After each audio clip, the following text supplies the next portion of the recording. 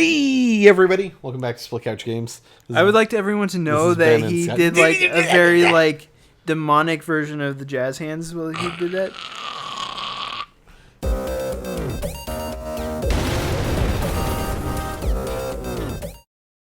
Yeah. Anyways, It was sort of like, imagine like his arms were the logo for Jurassic Park. All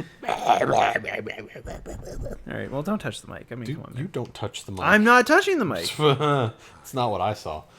Anyways, Anyway, so you had just asked if or what I think Assassin's Creed is, yeah.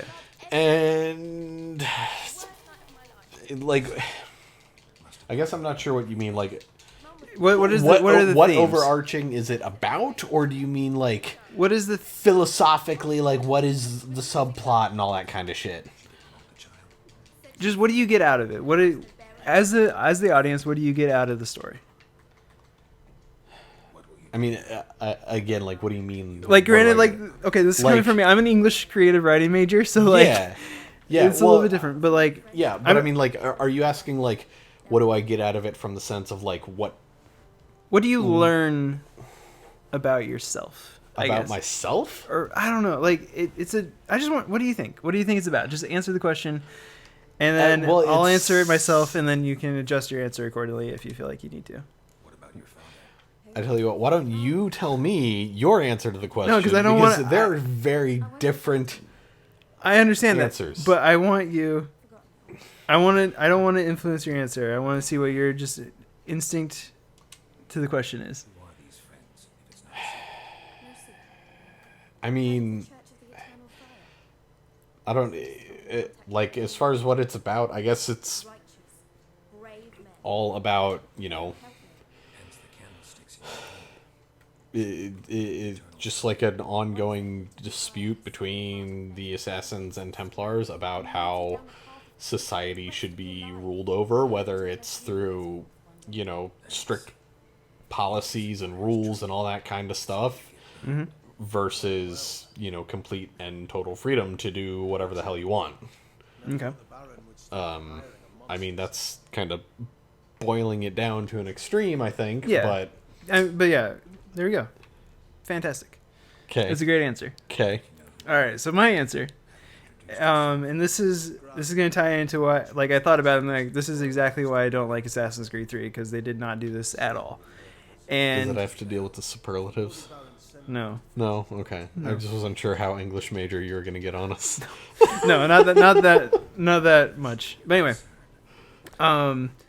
Assassin's Creed to me has always been the idea of one person having such a profound impact on the world at large, and like each choice that they make extends way past their time, and you get that especially with Ezio, where Ezio has to come to terms with who he is as a person and as an assassin, but you don't get that with Connor, and because Connor is just like, oh, I'm gonna kill the Templars, rah. And like he doesn't have any like internal debate about whether or not it's worth it to him or anything like that. And also Desmond gets a short end of the stick at the end of it, because he learns a whole bunch about basically Lucy, like in Revelations, right, is where he learns that like she wasn't a double agent, triple agent, or some. Was that Revelations? I thought that was Brotherhood. Because Revelations is the one where he's in the coma. Yeah, and then that's the one where he goes through his memories and like extra memories or something, right? Yeah, like that, because that's the one where like if you do all the first person platformy crap, yeah, you find out that, you know, he used to be a bartender and then he was kidnapped, and so maybe it wasn't Revelations. Yeah, I think it was Revelations. But either way, like he gets to do that, but he doesn't ever finish his arc, in my opinion. They just kind of like end it for him. It was like, oh well, if you choose to do this, then everything just starts over again, and if you Yeah, and then you don't even get a choice. Like Desmond makes it for himself. I mean, not that I'm saying that like the player should have had that choice. I'm just like they didn't give him time to be his own person. He just was still a tool, and his choice wasn't explained well enough in my mind. Yeah. See, I'm trying to. So anyway, so my worry about the movie is that there was absolutely none of that shown in the trailer. Like. And if that doesn't show up, I'm going to be disappointed because all it is going to be...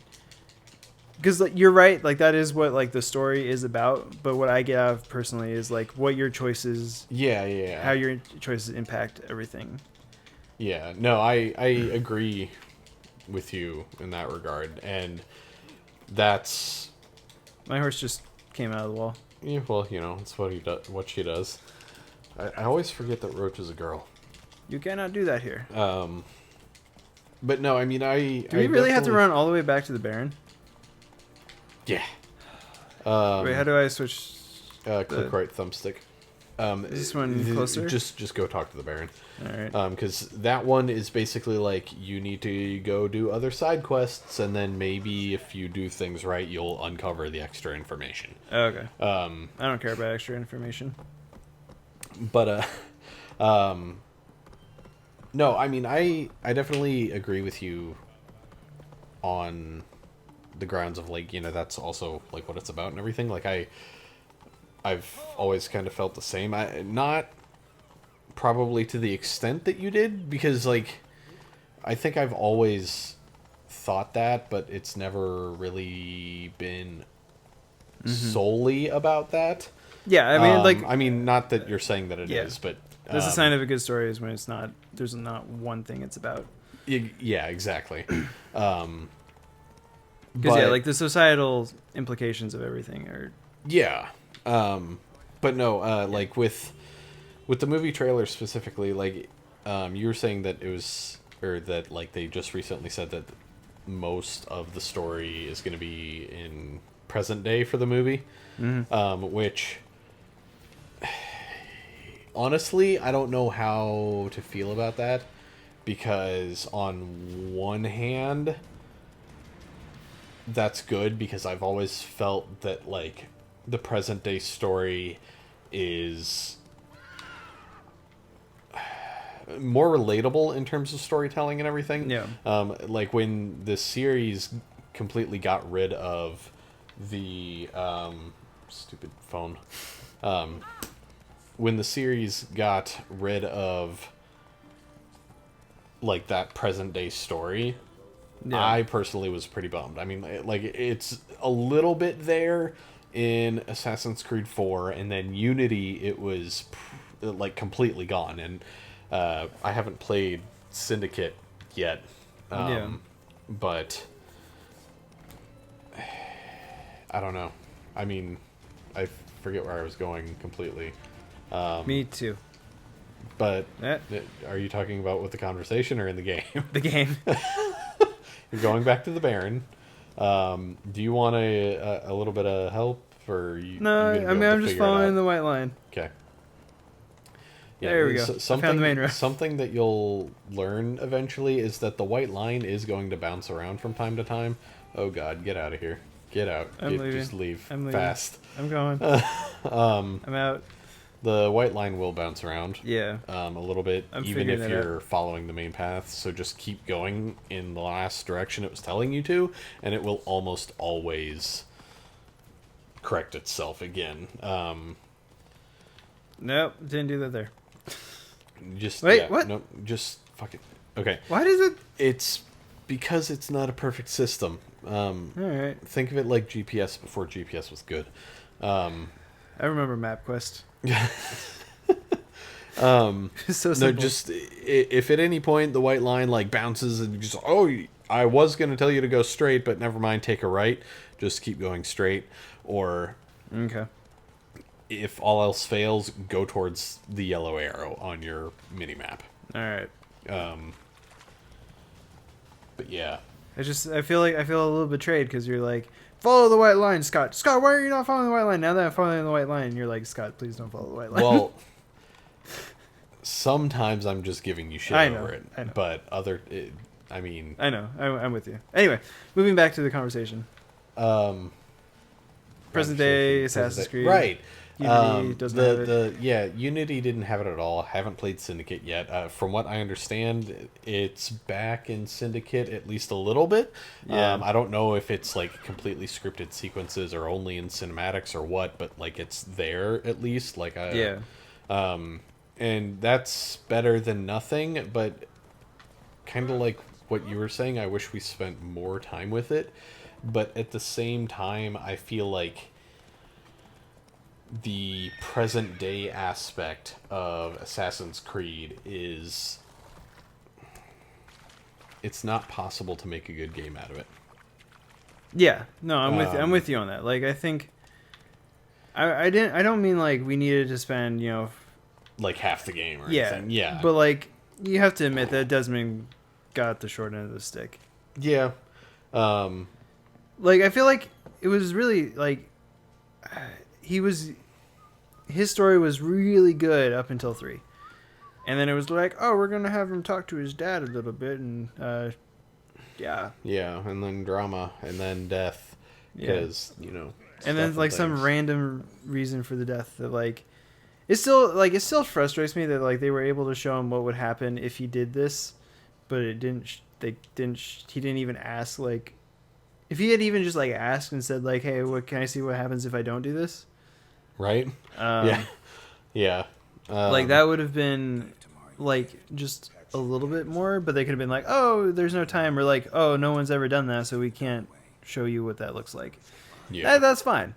Like that makes sense to me, but like it's not there. Yeah.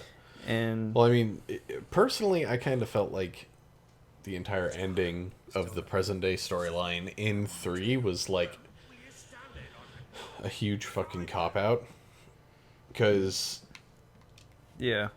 I feel like they went and decided, you know what, this isn't working out. Most of the fans out there don't enjoy these aspects, so we're gonna focus on like the non-present day stuff, which is kind of what they did for 4, but like they kept a little bit in for the people that enjoyed it. Yeah, but it was still not like it wasn't really a thing. Like, I don't know. I mean, the way they did it in 4 is basically like, oh, you have access to Desmond's memories, and they're making a bunch of games out of it, and that's what. Yeah. And like you're supposed to be a game tester or some crap. Yeah, For, I think it was like a movie or no, you were making a game, and it was. It was called Devils of the Caribbean, is what it was called. Devils of the Caribbean. And It's the prequel to Pirates of the Caribbean. but like you were supposed to be like parsing through all the memories for that section of history or whatever to basically figure out like what would make a good game and all that kind of stuff. And then you like break into other parts of the office to like dig up information for Sean and whatever her name is. Rebecca? Yeah, Rebecca. Sean and Rebecca. Like you're digging up all this information for them, because like they're in your ear the entire time, like talking to you and stuff, and then you end up like seeing the Oracle in real life and death, and then you run into like Minerva or some crap. Wait, really? Yeah. Like I never played. They continue it a lot, but like not really. It's so weird and awkwardly done. And then like I said, in Unity it doesn't exist at all. Yeah. I mean it kind of does, but like I don't know. It's hard to explain really, because like basically in Unity the present day storyline is something we're gonna have to get into next time on Split Couch Games. Maybe. Maybe. We might want to cut the Assassin's Creed talk. I don't know. It's been like 2 episodes. It might be played out. We'll see what happens next time on Split Couch Games. Who knows? Bye. Bye guys.